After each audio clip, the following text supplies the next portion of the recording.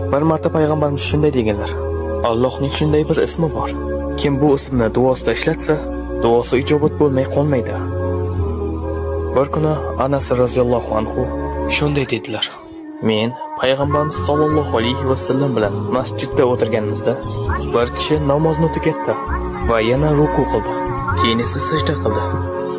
U sajda qilib bo'lgach shunday dedilar: اللهم إني أسألك بأني أشهد أنك أنت الله لا إله إلا أنت الأحد الصمد الذي لم يلد ولم يولد ولم يكن له كفوا أحد. Va u Allohdan so'rashni davom etdi. Payg'ambarimiz o'girildi va u kishiga shunday dedilar: Sen Allohdan uning eng buyuk ismi bilan so'rading. Agarda kimdir Allohdan shu ism bilan iltijo qilsa, Alloh unga javob beradi. Agar kimdir shu ism bilan nimadir so'rasa, Alloh beradi. Alloh buni ikki xil yo'l bilan qiladi.